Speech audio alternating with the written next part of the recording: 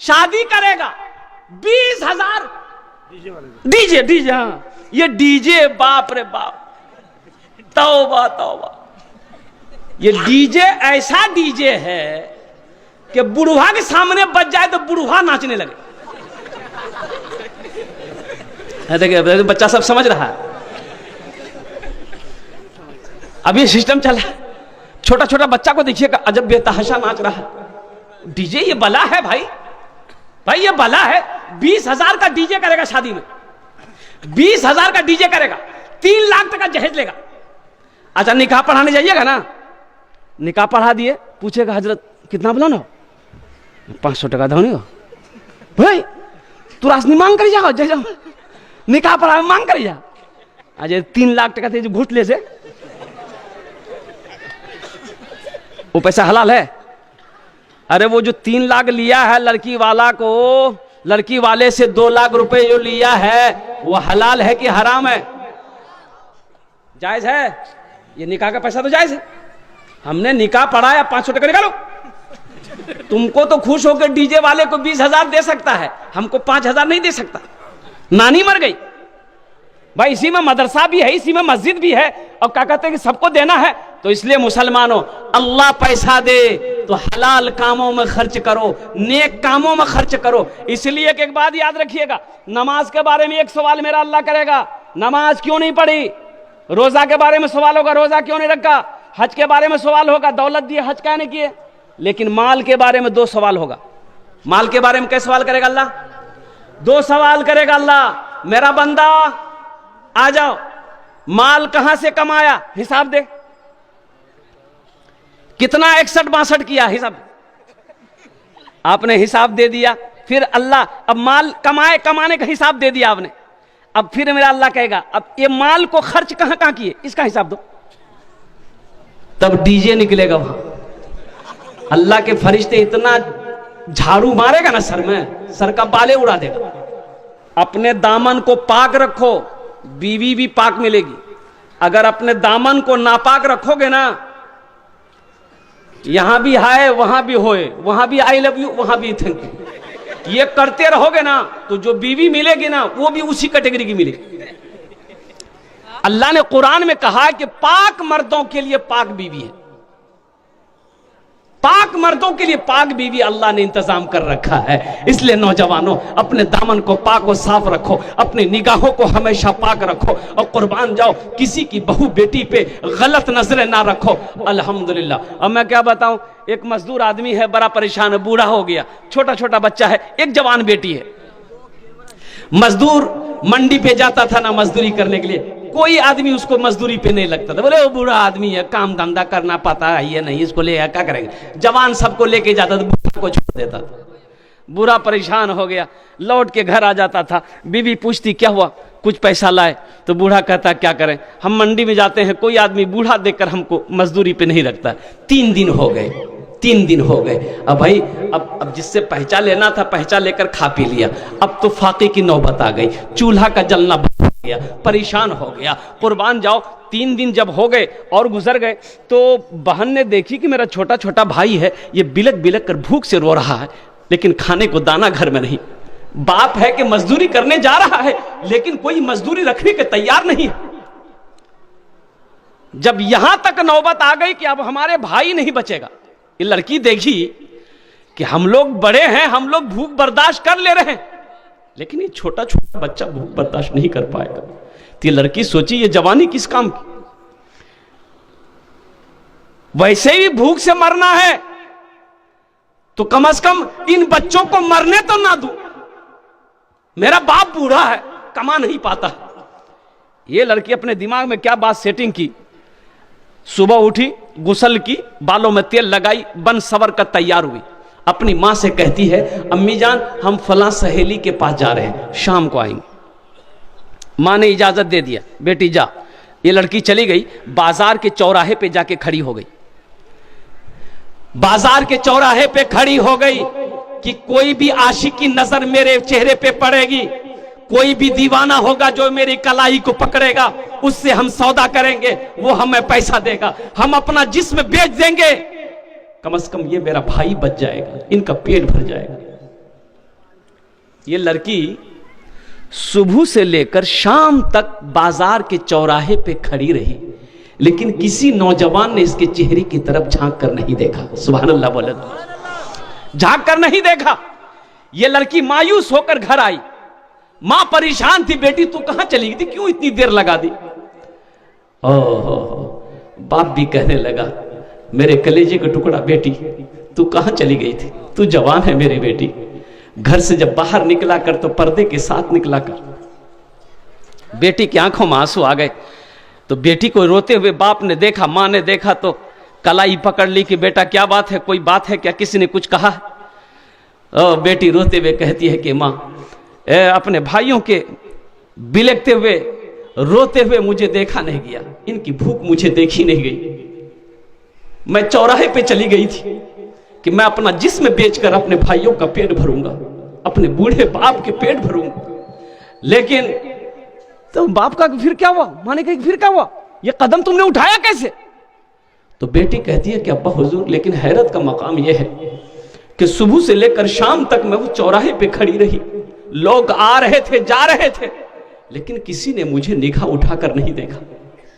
तो बाप रोते हुए कहता है कि बेटी, अरे तुम्हें कोई निगाह उठा के कैसे देख सकता है?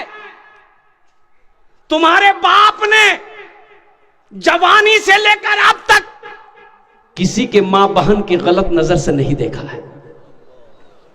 हमने जब किसी के मां बहन को गलत नजरों से नहीं देखा है, बहू बेटियों को नहीं देखा, तो मेरी बेटी को कोई गलत नजर से कैसे देख सकता है?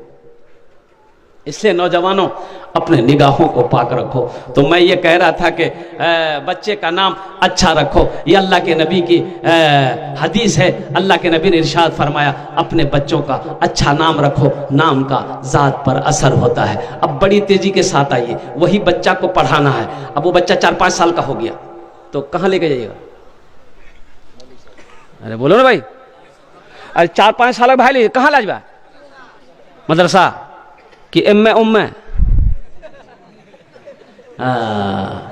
कुछ लोग चाहते हैं नहीं नहीं नहीं नहीं मदरसा में नहीं पढ़े हुए करे भाई, मदरसा में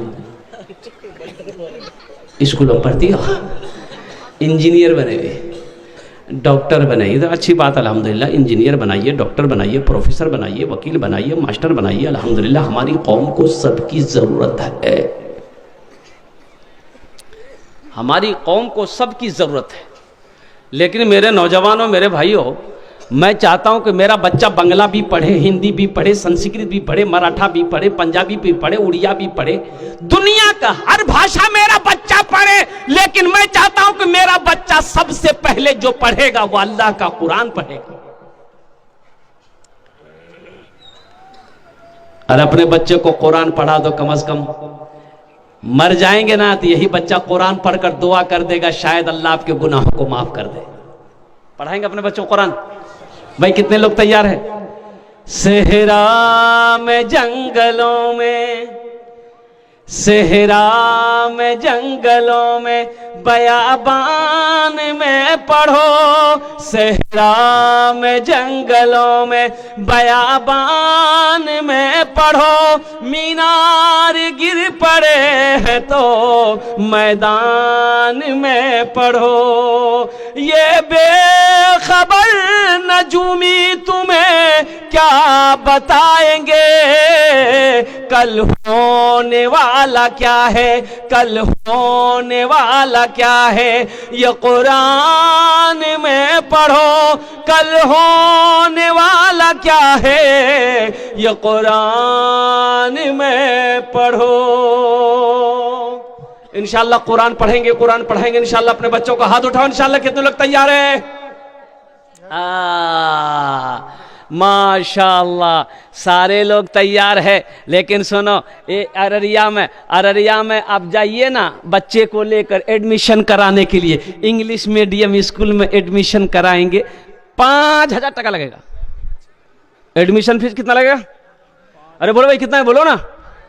आइए मदरसा में 1 कोटी टका नहीं। अच्छा देखिए, बच्चा को लिए अररिया गए, प्रिंसिपल ने बोला कि हाँ बैठी, क्या बात है? बोला सर बच्चे का नाम लिखाना था। बोले 5,000 टका नहीं, हम 5,000 टका निकाल के दे दिए, नाम लिख दिया, बच्चे को छोड़ के आ गए। बच्चा क्लास में गया, पढ़ाई शुरू हो गई। ए फॉर एंड मैंने चोटी, बी फॉर बॉल मैंने गेंद, सी फॉर कैट कैट मैंने बिल्ली, डी फॉर डॉग डॉग मैंने कुत्ता, ई फॉर एलिफेंट मैंने हाथी, एफ फॉर फॉक्स मैंने लोमड़ी, एच फॉर हैन मैंने मुर्गी। 5,000 टका दगा गए से। अब बच्चा कुत्ता बिल्ली मुर्गा मुर्गी पढ़ा ली है। सोचो, हम मना नहीं करते अपने बच्चों को शौक से अंग्रेजी पढ़ाओ, हिंदी पढ़ाओ, संस्कृत पढ़ाओ, लेकिन सुनो मुसलमानों, सुनो, सबसे पहले अपने बच्चे को अल्लाह का कुरान पढ़ाओ। इंशाअल्लाह अल्लाह के रसूल ने इरशाद फरमाया, जिसने अपने बच्चे को कुरान पढ़ा दिया, अल्लाह उसके बाप के सर पे ताज सजाएगा। अल्लाह उसके बाप के सर पे क्या सजाएगा? हाँ, जिसने अपने बच्चे को कुरान पढ़ा दिया, जिसका बेटा कुरान पढ़ लिया, कुर्बान जाओ। अच्छा, दुनिया में कोई ऐसी किताब है दिखा दिए जिसको जो आदमी छू ले सवाब मिल जाए, देखे गुनाह माफ हो जाए? नहीं मिलेगी।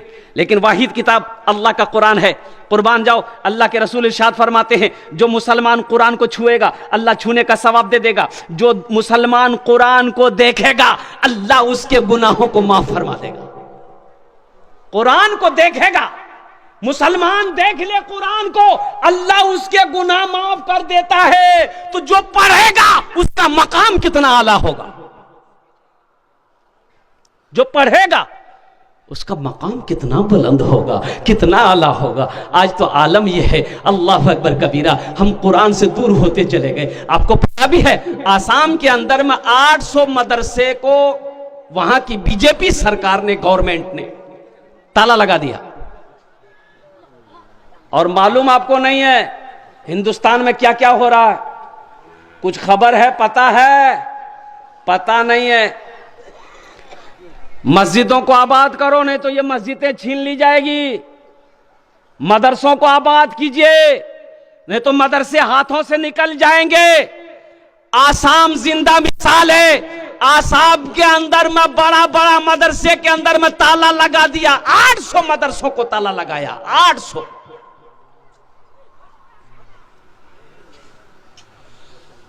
आज हम मदरसा को देख के भागते हैं, मकतब को देख के भागते हैं, मौलवी को देख के भागते हैं। दरवाजे में बैठा है कुर्सी लगा के घर वाला, देखा मौलवी साहब साइकिल लेके आ रहा, देख घुस से अंदर घुसी गई।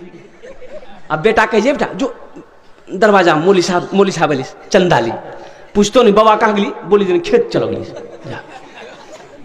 बोलो बात सही गलत? बोलो बताओ, वो कौम तरक्की करेगी?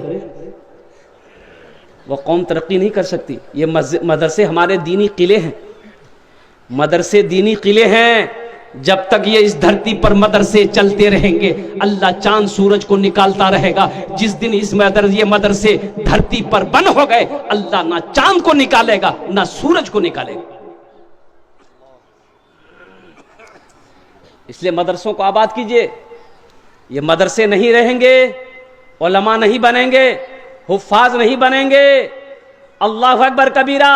फिर जब आप मरोगे तो पता ये चला कि पैर में रस्सी लगाकर कब्र के अंदर में डाल दिए जाओगे। ना दुआ है ना जनाजा है। भाई मदरसे है ही नहीं है तो आलिम बनेंगे कहां से? हाफिज बनेंगे कहां से? कारी बनेंगे कहां से? मुफ्ती बनेंगे? आपका जनाजा कौन पढ़ाएगा? पता यह चलेगा कि जनाजा पढ़ाने वाला भी कोई ना मिला। मुसलमान था, मरा बगैर जनाजे की नमाज के, लोग गड्ढे में डालकर मिट्टी देकर बराबर कर दिया।